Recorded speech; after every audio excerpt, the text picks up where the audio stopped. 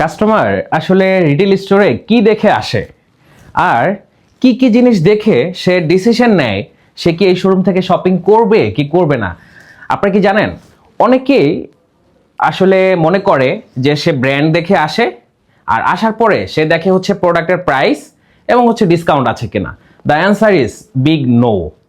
Customer basically একটা জিনিস দেখে সে ডিসিশন নেয় সে কি শোরুমের ভিতরে আসবে কি আসবে না, আর তিনটা জিনিস দেখে সে ডিসিশন নেয় যে এই শোরুম থেকে সে কি শপিং করবে কি করবে না। আসুন জেনে নিচ্ছি সেই তিনটা পয়েন্ট কি। ফার্স্ট অফ অল, কাস্টমার স্টোরের আউটসাইডের লুক অ্যান্ড ফিল দেখে সে ডিসিশন নেয় যে সে কি স্টোরের ভিতরে আসবে কিনা। ধরেন সে চলে এসেছে, লুক অ্যান্ড ফিল ভালো ছিল, এবার এসে সে আবার তিনটা জিনিস দিয়েই কুইক ডিসিশন নেয় কি সে শোরুমে কতক্ষণ স্টে করবে। ধরেন ইন স্টোরের প্রোডাক্ট ফ্লোর অ্যারেঞ্জমেন্ট, তারপর হচ্ছে লাইটিং এবং ব্যাড স্মেল যদি থাকে তাহলে কিন্তু কাস্টমার এখান থেকে ডিসিশন নেয় সে কি আসলে থাকবে কি থাকবে না। কারণ ইন স্টোর লুক অ্যান্ড ফিলের ভিতরে এই চারটা জিনিস খুব গুরুত্বপূর্ণ। একটা হচ্ছে ফ্লোর অ্যারেঞ্জমেন্ট, লাইটিং, স্মেল এবং হচ্ছে মিউজিক। ইন স্টোরের যে মিউজিক, এই চারটা জিনিস আসলে দেখবেন চিন্তা করে সেলসম্যান কথা বলার আগেই কিন্তু এগুলো কাস্টমারকে অ্যাট্রাক্ট করে।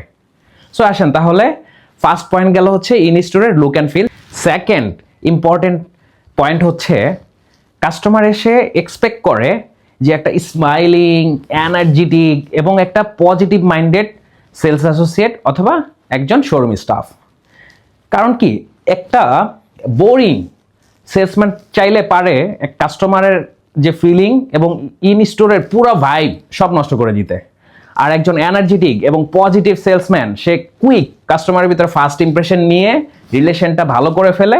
আর তখন কাস্টমারের যে বাইং প্ল্যানটা ছিল সে দেখা গেছে অনেক সময় ইম্পালস হয়ে আরো বেশি বেশি কিনে ফেলে। তার মানে কি, ওই সেলস অ্যাসোসিয়েট কিন্তু তখন বিগ বিল করে ফেলে। সো একটা বোরিং সেলস অ্যাসোসিয়েট আর একজন এনার্জেটিক সেলস অ্যাসোসিয়েটের ভিতর দিয়েই কিন্তু ডিসিশন হচ্ছে যে কাস্টমারকে এখানে কিনবে বা কি পরিমাণ কিনবে। থার্ড ইম্পর্টেন্ট পয়েন্ট হচ্ছে মানে ইন স্টোরে আমরা প্রোডাক্টের যে অ্যারেঞ্জমেন্ট করি সেই অ্যারেঞ্জমেন্টটা সেগমেন্ট ওয়াইজ এবং ক্যাটাগরি ওয়াইজ অ্যারেঞ্জমেন্ট করা আছে কিনা। কারণ কাস্টমার কখনো এই মানে মেসি ডিসপ্লে এবং হচ্ছে এখানে একটা প্রোডাক্ট ওখানে একটা প্রোডাক্ট এগুলো পছন্দ করে না, তখন সে কনফিউজড হয়ে যায়, তখন সে শোরুম থেকে বের হয়ে যায়। আর যখন সে কনফিডেন্স পায় এবং ইজিলি এক্সপ্লোর করতে পারে তখন কিন্তু তার একটা ট্রাস্ট হয় আর মনে করে যে এই ব্র্যান্ডটা আসলে একটা প্রফেশনাল, তখনও কিন্তু কাস্টমারের এক্সপিরিয়েন্স অনেক বেটার হয় এবং সে বেশি বেশি শপিং করে।